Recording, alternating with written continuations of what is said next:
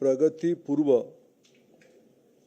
देश भर की स्कूल शिक्षा मंत्रियों की सम्मेलन में उपस्थित सभी राज्यों की आदरणीय मंत्री समूह मित्रगण, प्रमुख अधिकारी मित्रगण, हमें बताया गया लगभग सभी राज्यों की प्रतिनिधि आज की इस कार्यक्रम में उपस्थित थे, समावेश में उपस्थित है। भारत सरकार की वरिष्ठ अधिकारी मित्रगण, विभिन्न संगठनों की प्रतिनिधि करने वाले मित्रगण, मैं आप सबको आभार प्रकट करता हूं।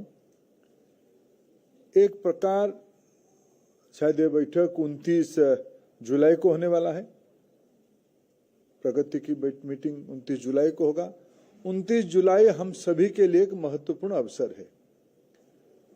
This is the 6th completion year of national education policy 2020। ये 6वां साल गिरा होगा, वर्ष पूर्ति होगा राष्ट्रीय शिक्षा नीति की क्रियान्वयन की। हम 7th ईयर में एंटर करेंगे। उसकी पहले प्रधानमंत्री जी की सुझाव था, जब हम समग्र 3.0, निपुण 2.0 और पीएम पोषण की आने वाले दिनों की योजना, पीएम श्री जैसे महत्वपूर्ण योजनाओं को क्रियान्वयन करने के लिए गति देना, अटल टिंकरिंग लैब की व्याप्ति करना, उस बैकग्राउंड में इस 2 दिन की शिक्षा मंत्री और वरिष्ठ अधिकारियों की सम्मेलन बहुत महत्वपूर्ण है। आज लगभग 7 माननीय मंत्रियों ने अपने अपने विचार को उपस्थापित किया। बाकी सभी मंत्री कल अपना विचार को उपस्थापित करेंगे। 1-2 मंत्री हमें सूचना दिया गया कल तक आ जाएंगे। और जिन राज्यों से माननीय मंत्री उपस्थित नहीं है, मैं देख रहा हूं सभी राज्यों की, आंध्र से लेके उत्तर प्रदेश तक अनेक वरिष्ठ अधिकारी यहां उपस्थित है। सभी वरिष्ठ अधिकारी मित्रगण लिखित रूप में या व्यक्तिगत हमारे विभाग की सभी वरिष्ठ अधिकारियों को मिलके अपने अपने विषय को उपस्थापित करेंगे, अपने प्राथमिकता को उपस्थापित करेंगे और अपने बहुमूल्य सुझाव को देंगे। और मैं एक विषय, आज समय की मर्यादा था, हम कभी फिर एक बार मिले। जिन जिन विषयों में समग्र एक योजना है, पीएम पोषण एक योजना है, पीएम श्री एक कार्यक्रम है, सेंट्रल स्पॉन्सर स्कीम ऐसा हम नियोजन कर रहे हैं, ये सारे के मूल आधार नेशनल एजुकेशन पॉलिसी 2020 है। इसको गतिशील क्रियान्वयन करने के लिए हम लोगों की जो प्रैक्टिस रहा है, केंद्र तो योजना बनाती है आपकी सहयोग से, आपकी परामर्श से, लेकिन शिक्षा, विशेष करके स्कूली शिक्षा, ये राज्यों की दायित्व है। राज्य, मैं जानता हूं, मैं अनेक राज्यों को, इस बीच में मैं आंध्र प्रदेश गया था, मैं अनेक राज्यों को नजदीक से देखता हूं, प्रवास में देखता हूं। आप लोग जब मिलने आते हो तब आपकी बीच में मेघालय के माननीय मुख्यमंत्री आए थे। उन्होंने अपने राज्य की शिक्षा की बहुआयामी प्रगति की ब्लूप्रिंट हमारे सामने रख रहे थे। मैं आप सबसे जब व्यक्तिगत में मिलता हूं, मेरे को लगता है आपकी राज्य की विद्यार्थियों के लिए, स्टूडेंट्स के लिए भारत सरकार की बियॉन्ड सोचते हो। अभी नीति आयोग की एक बहुत महत्वपूर्ण मीटिंग हुई थी, प्रधानमंत्री जी की अध्यक्षता में मीटिंग हुई थी। हमें अवसर मिला देश की लगभग सभी माननीय मुख्यमंत्रियों से मिलने का, और भी दर्शाई है। मैं आपके माध्यम से आपके राज्य की माननीय मुख्यमंत्रियों को, आपकी पूरा शिक्षा टीम को बधाई देता हूं, शुभेच्छा देता हूं। और उसके माध्यम से आप जो बेस्ट प्रैक्टिसेस, अच्छे प्रयोग जो आपके राज्य में करते हो, निपुण से लेकर शिक्षक शिक्षा तक, अनेक सुझाव भी आज आए हैं। भाषा के बारे में सुझाव आए हैं, इंफ्रास्ट्रक्चर के बारे में सुझाव आए हैं। विशेष कुछ इलाका में आपकी जो रणनीति है उसके बारे में आपने सुझाव दिया है। ये सब भारत सरकार के अधिकारी आज भी नोट किए हैं, कल भी नोट करेंगे। कल समग्र शिक्षा की और कुछ विषयों के बारे में आपसे चर्चा होगी और विशेष करके पोषण के बारे में कल आपके साथ विस्तार से चर्चा होगी। मैं 2-3 विषय आपके सामने उल्लेख करना चाहता हूं। मित्रों, प्रधानमंत्री जी ने देशवासियों के सामने एक बहुत महत्वाकांक्षी लक्ष्य रखा है, देश के सामने रखा है। 2047 में भारत आजादी का शताब्दी मनाएगा। आज से 21 साल के बाद, 2 दशक के बाद भारत स्वतंत्रता की शताब्दी मनाएगी।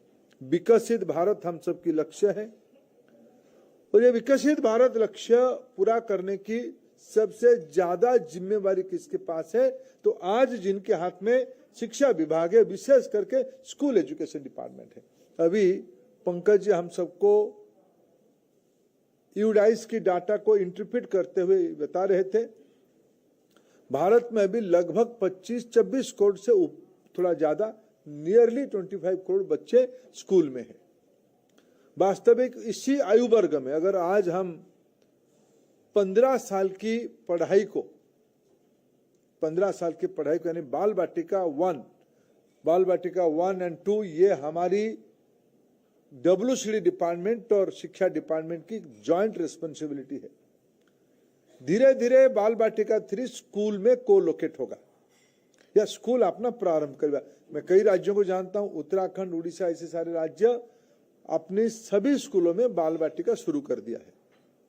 अनेक राज्यों में 6 लाख तक स्कूलों में बाल बाटिका और क्लास 1 ये दोनों कोलोकेटेड है। अनेक राज्यों में बाल बाटिका की हाई स्टैंडर्ड्स भी है, लेकिन ये सब हम दोनों की दायित्व है, school and mass education department तथा WCD डिपार्टमेंट के मिलके आप अपने डिपार्टमेंट के साइलो से बाहर जाके उनको भी कोऑर्डिनेट करते हुए ECC की 3 साल और 1 से 12 ऐसे 15 साल में हमारे देश में एक आयु वर्ग में, एक एज ग्रुप में 2 करोड़ बच्चे रहते हैं। नियमन हमारी बाल बाटिका 1 से क्लास 10 तक बच्चे, कुछ राज्यों की पॉपुलेशन सैचुरेशन हो रहा है, ग्रोथ रेट उनकी कम हो रहा है, कुछ राज्यों में ज्यादा है। दोनों का एवरेज मिलाकर लगभग 2 करोड़ बच्चे एक आयु वर्ग में, एक एज ग्रुप में है। 30 करोड़ बच्चों की दायित्व ये समूह की कंधे में है। जिस बच्चे की आज क्लास 1 में, मैं बाल बाटिका की आयु थोड़ा छोड़ भी दूं, क्लास 1 में जो बच्चा आज 6 साल में है, वो आने वाले 21 साल के बाद उसकी उम्र 27 साल होगा। उस 27 साल के बच्चे का प्रारंभ आपकी दायित्व में है। अभी उसकी FLN, proficiency, critical thinking, decisive leadership, ये जो सब चरित्र उसके अंदर आना चाहिए, ये सब अभी शुरू हो रहा है। ये सब आपकी रणनीति के ऊपर होगा, आपकी सुप्रबंधन के ऊपर होगा। जिस बच्चे का आज इस बार 12वीं में 18 ईयर हो गया, वो आने वाले 21 साल के बाद वो 39 ईयर का होगा। आज भी भारत की लगभग 65% पॉपुलेशन 35 ईयर के नीचे है, यानी 55-60% बच्चे की दायित्व, यंगस्टर्स की दायित्व में आधे लोग हमारी दायित्व में, जो फॉर्मेटिव स्टेज में है। बच्चों को लेटर स्टेज में बनाना चैलेंज है, अर्ली स्टेज में बनाना हमारी सहजता है। विकसित भारत की लक्ष्य को पूरा करना है तो इस 30 करोड़ बच्चों की minute planning school education department की स्ट्रैटेजी से होने वाला है। समग्र शिक्षा, PM पोषण उसकी 2 प्रमुख व्हीकल है। मित्रों, इस सारे के लिए भी आसाम की माननीय मुख्यमंत्री, शिक्षा मंत्री यहाँ नहीं है, उन्होंने कह के गया, आप सब लोग, राष्ट्रीय शिक्षा नीति के प्राइमरी रिकमेंडेशन है क्लास 5 तक हमारी पढ़ाई मातृभाषा में होनी चाहिए। कुछ राज्यों के मित्र कहते हैं we are not agreeing with the national education policy. I want to request them, I want to suggest them, What is the recommendation of NEP 2020? In your state, you should try to make your mother tongue as a language of instruction up to class 5. It will be good if it is up to standard 8. 5 class तक आप आपके राज्य में मातृभाषा में, जो जिसकी मातृभाषा होगा, हमारे देश विविधता से परिपूर्ण का देश है। कहीं तमिल पढ़ाया जाता है, कहीं गुजराती पढ़ाया जाता है, कहीं पंजाबी भाषा में पढ़ाया जाता है, कहीं बंगाली भाषा में पढ़ाया जाता है। व्यक्ति की विकास तब सुदृढ़ होगा जब अगर वो प्रारंभिक अवस्था में अपने घर की भाषा में अभ्यस्त होगा पढ़ने में। अनेक राज्यों में अनेक भाषा है, जैसे आसाम ने कहा हमारे वहां 14 भाषा है।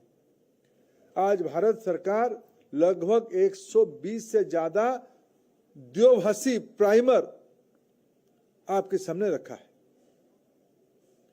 इसकी सहारा लेके हमें मातृभाषा आधारित शिक्षा आप योजना करोगे, ये मेरा पहला अनुरोध आपको है। मित्रों, आज हम कुछ चीजों को अवॉइड नहीं कर सकते। अब विद्या समीक्षा केंद्र की बात हुई, इस बार यूडाइस में कई सारे डाटा आप लोगों की मदद से मिली है और हमारी अपेक्षा है आप लोग आपके अधिकारी मित्रों को परामर्श दो। यूडाइस डाटा को लाइव और डायनेमिक बनाएंगे। आप चाहें तो प्रतिदिन आपके राज्य की दूरंत इलाका की स्कूल की अटेंडेंस भी आप राजधानी में बैठ के देख सकते हो, जिला केंद्र में बैठ के देख सकते हो। उसके एकेडमिक परफॉर्मेंस के बारे में भी आप इसकी मॉनिटरिंग कर सकते हो। आज टेक्नोलॉजी एनेबल्ड एजुकेशन राष्ट्रीय शिक्षा नीति के एक प्रमुख परामर्श है। मैं अनेक राज्यों की समग्र शिक्षा के बियॉन्ड अनेक राज्यों की टेक्नोलॉजी एनेबल्ड एजुकेशन इकोसिस्टम को मैं देखता हूं। आप भी ये आपको एक अवसर मिला है, अनेक राज्यों ने इस प्रकार की बेस्ट प्रैक्टिसेस शुरू किया है, उसको आप परस्पर से भाव विनिमय करके, भारत सरकार भी आपके साथ लर्निंग प्रोसेस में, हम भी कुछ चीजों को आपसे शेयर करना चाहेंगे, आपकी बेस्ट प्रैक्टिसेस को हम ऑल इंडिया मॉडल करना चाहेंगे। मेरे मोह हो रहा है आप सब जो मित्र यहाँ बैठे सभी के राज्य की best practices and technology embedment मेरे को प्रभावित किया है, लेकिन मैं समय की मर्यादा के कारण उसको उल्लेख करना नहीं चाहता हूं। लेकिन आप सभी लोग टेक्नोलॉजी के आधार बनाना